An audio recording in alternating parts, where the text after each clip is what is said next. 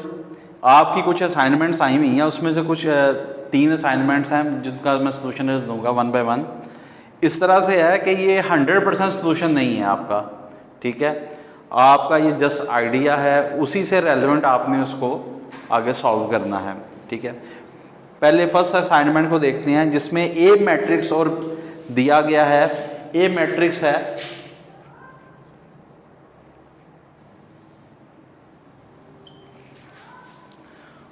-1 3 3 and 2 और B matrix जो है वो कहता है फाइंड करें आप।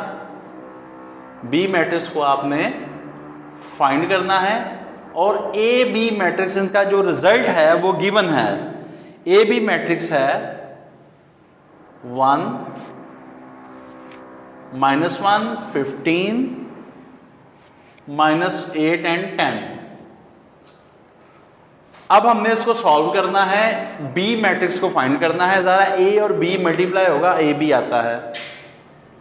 हमें लेट कर लेना है बी मैट्रिक्स है ए बी सी और डी, ये बी लेट कर लेना है आपने, ठीक है। अब ए और बी को मल्टीप्लाई करना है, ए बी, ए मैट्रिक्स है -1 3 2 3 और 2। अब बी मैट्रिक्स को लिखेंगे हम, जो हमने लेट किया है ए बी सी और डी, और इनका सॉल्यूशन क्या आएगा -1 15 -8 and 10।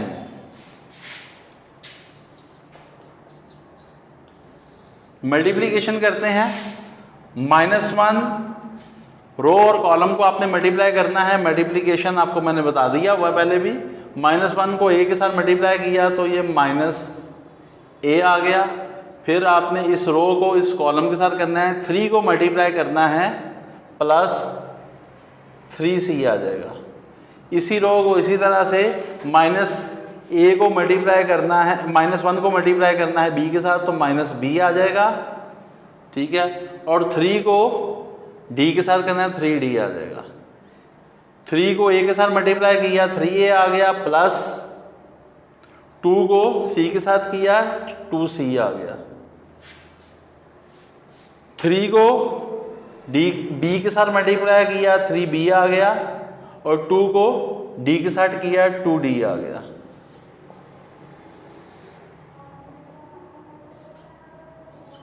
A B matrix at it is आ गया नीचे आपने, जो इसका सॉल्यूशन है। अच्छा, इस तरह से है, इसकी वर्किंग अब मैं लेके इधर जा रहा हूं, ठीक है। माइनस किसी एक को मैं सेलेक्ट कर लेता हूं, इसी को सेलेक्ट कर देता हूं, -a प्लस 3c इक्वल है 1 के। जिस पोजीशन पर ये है उस पोजीशन पर -1 है। -a प्लस 3c इक्वल है -1, 3a प्लस 2c इक्वल है, उसी पोजीशन पर देखिए उसके क्या है 8 है, -8 के। यहां पर आपने क्या करना है, c की जो है वो वैल्यू फाइंड कर लेनी है, या वो a की वैल्यू फाइंड कर लेते हैं और उसको सेकंड क्वेश्चन में पुट कर देते हैं। इसकी लेते हैं यहाँ पर, ये a इधर माइनस का है, फर्स्ट क्वेश्चन से लेते हैं। फर्स्ट क्वेश्चन को इधर मैं नीचे सॉल्व कर रहा हूँ, ये इधर माइनस का है, उधर जाके क्या आ जाएगा a प्लस का हो गया, और ये 1 इधर आके प्लस का हो गया, ठीक है। माइनस का है प्लस का हो गया, 3c आ गया। अब ये a की वैल्यू फाइंड हो गई है, इसको हम इस क्वेश्चन में सेकंड वाली क्वेश्चन में पुट कर देते हैं, ठीक है। a की वैल्यू है, a की जगह पर ये 3c है, a की जगह पर 1 प्लस 3c मैं लिख देता हूं, इक्वल टू -8, ठीक है जी।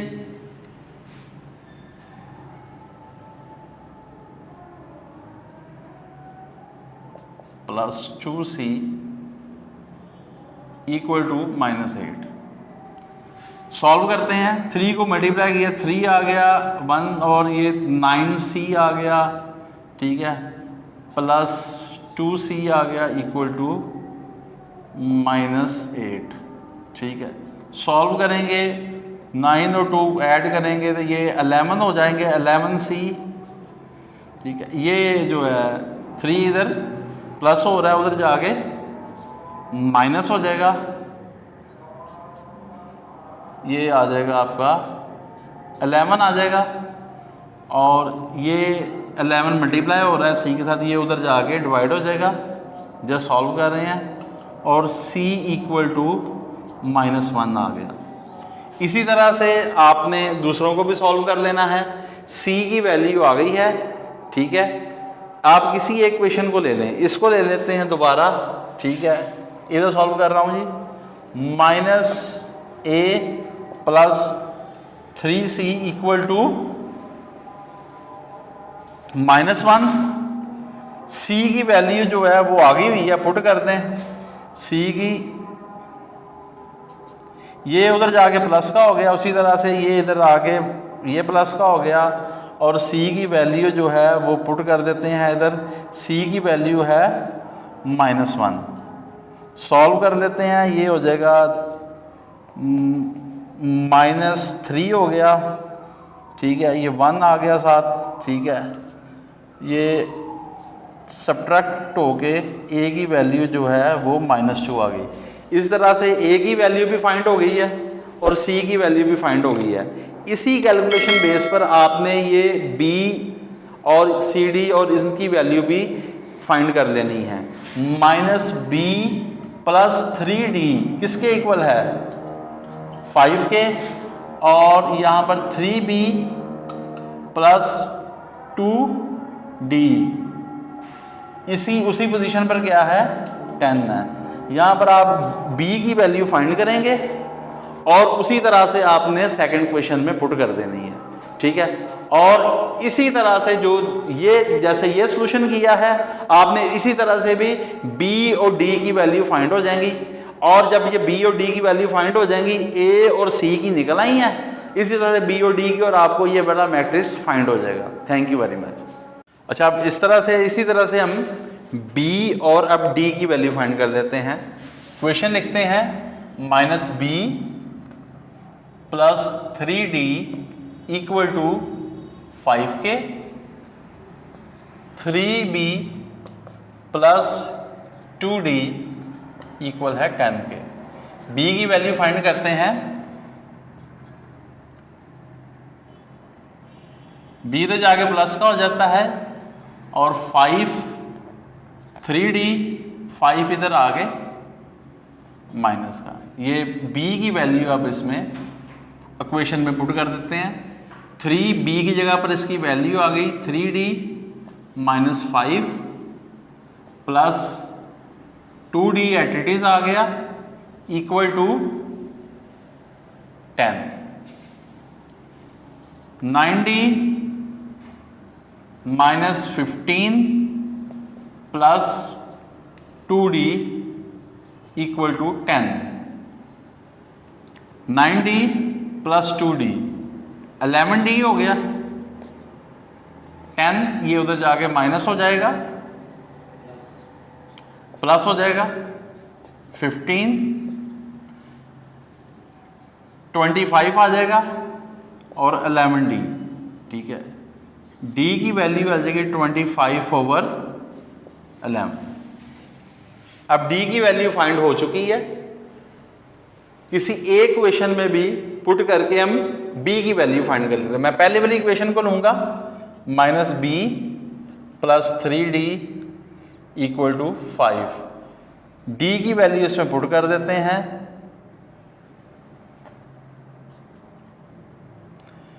फर्स्ट ऑफ ऑल इसको b क्योंकि माइनस में नहीं रहना चाहिए, इसको इधर प्लस कर लेते हैं। 3d जो है उसकी वैल्यू है 25/11, और ये जो 5 है इधर आगे माइनस कर लेंगे, 75/11 माइनस 5। सॉल्व कर लेते हैं तो ये 11 आ जाएगा। इसको आप सोल्यूशन का अब आपको पता है, ये 75 और 1 11 ये -55 हो जाएगा। ठीक है, सब्ट्रैक्ट करेंगे, सब्ट्रैक्ट करने के बाद आंसर आ जाता है आपका 0 और ये 20/11। डी की वैल्यू 20/11 और सॉरी ये बी की वैल्यू 20/11। इसी तरह से हर एक की वैल्यू हमें फाइंड हो गई है। तो हमारा जो आंसर है बी मैट्रिक्स फाइंड हो गया है।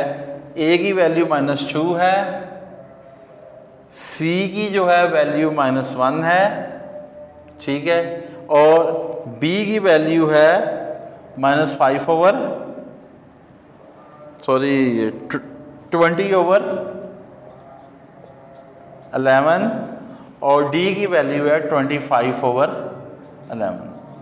ये हमारा आंसर है। ठीक है जी, थैंक यू वेरी मच। अच्छा, अब इसका क्वेश्चन नंबर 2 भी है। Shopkeeper purchase an item of 40 each. उसने परचेज की है, परचेजिंग इसकी प्राइस है 40, परचेजिंग प्राइस है 40 रुपीज।